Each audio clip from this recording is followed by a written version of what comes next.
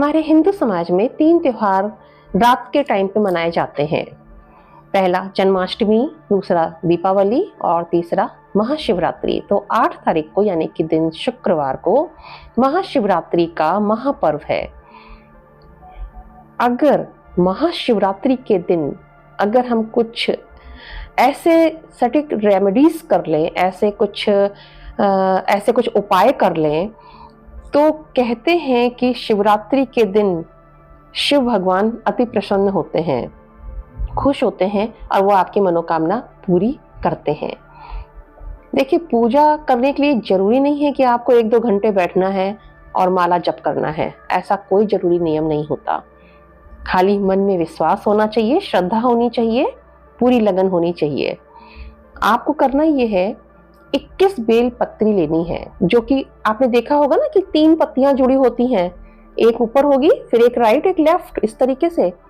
आपको सबसे ऊपर वाले में लिखना है ओम, फिर लिखना है लेफ्ट साइड में नमः, फिर लिखना है राइट वाले में शिवाय, यानी कि ओम नमः शिवाय। अब ये आपको या तो आपको ये सफेद चंदन मिल जाए, उसको गीला करके आप लिख लो, और या तो फिर पीले चंदन से आप लिख लो।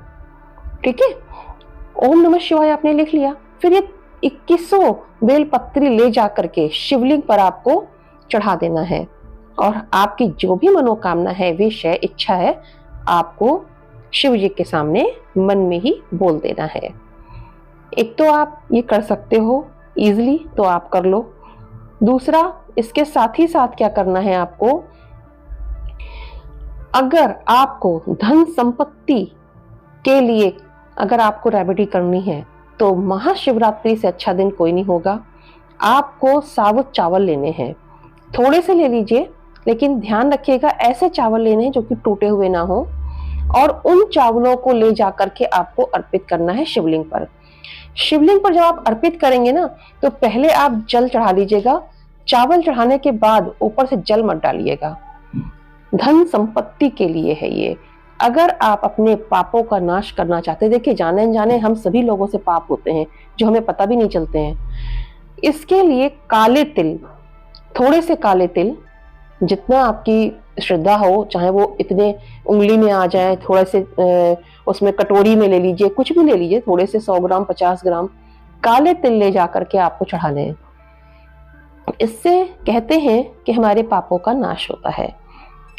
जौ, लक्ष्मी माँ के हाथों में आपने देखा होगा जौ की फलियां होती हैं, जौ जरूर चढ़ाइएगा, जौ की फलियां जरूर चढ़ाइएगा। इससे ये भी होता है कि घर में काफी लंबे समय से कोई बीमार है और वो ठीक नहीं हो पा रहा है, तो अगर उस व्यक्ति के हाथों से ये जौ चढ़ाए जाएं, तो उसकी बीमारी बहुत जल्दी ठीक हो जाती है, और साथ ही घर में धन लक्ष्मी का आगमन होता है, क्योंकि ये लक्ष्मी जी का काफी अच्छा प्रिय जौ माना जाता है। अगर आपको सुयोग्य एक अच्छे पुत्र की कामना है, तो आप गेहूं, साबुत गेहूं होता है ना, साबुत गेहूं ले जाकर के आप अर्पित कर दीजिए शिवलिंग पर। अगर आपके परिवार के किसी भी सदस्य को फीवर है और वो पूरी तरीके से ठीक नहीं हो रहा है, आप एक काम करो, केवल जल चढ़ाना है, और जल में थोड़ा सा अगर गंगा जल आप डाल दो तो और अच्छा हो जाएगा। जल आप चढ़ा दीजिए, और जो व्यक्ति अगर बीमार है, अगर वो ये काम करे तो ज्यादा अच्छा है, नहीं तो आप उसके लिए मनोकामना कर दीजिए। बच्चों का दिमाग तेज करने के लिए आप दूध में चीनी घोल करके वो आप अर्पित करिए भोले बाबा को। गन्ने का रस, क्योंकि लक्ष्मी माँ के हाथों में गन्ना भी होगा, आपने देखा होगा कि गन्ना भी हाथ में लिए हुए हैं वो, तो गन्ने का रस अगर आप चढ़ाते हो तो सांसारिक सुखों की प्राप्ति होती है। ऐसी हमारे लोगों की मान्यता है कि गन्ने का रस शिव जी को भी बहुत पसंद है। भौतिक सुखों के साथ साथ अगर आप मोक्ष प्राप्ति चाहते हो, देखिए खाली ऐसा करने से नहीं होता है, लेकिन हाँ, ये कहने का एक होता है कि हमारे यहाँ काफी प्राचीन काल से कहा जा रहा है ऐसा करना चाहिए। तो आप गंगा जल चढ़ाओ मोक्ष प्राप्ति के लिए। अच्छे कर्मों के साथ साथ आप उन पर, शिवलिंग पर गंगा जल भी आप चढ़ा सकते हो। अगर टीवी है किसी को, अगर किसी को डायबिटीज है तो वो शहद ले ले, छोटी शीशी आप शहद की ले लो और शहद लेकर के आप उनको शिव जी को चढ़ा दो। शिवरात्रि के दिन ही ये काम करना है और उस व्यक्ति के हाथों से ही चढ़वाना है जिसको टीबी है या फिर डायबिटीज है। तो ये शिवरात्रि के दिन आपको करना होगा। घी चढ़ाने से, जैसे गाय का देसी घी होता है ना, तो जो हमारी बॉडी में जो बहुत ज्यादा वीकनेस होती है, थकावट होती है, इस तरीके की बहुत सारी परेशानियां वो दूर होती हैं।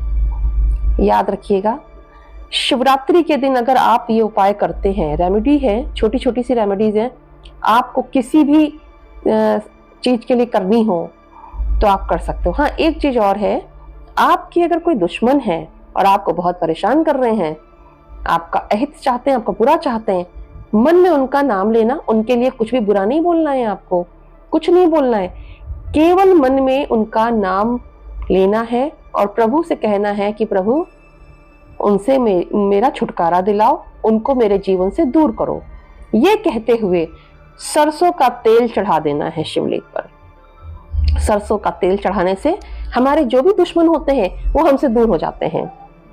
आप शिवरात्रि के दिन ये उपाय करके देखिए और जो भी आपको विधि विधान से, श्रद्धा से पूजा करनी है, अवश्य करिए।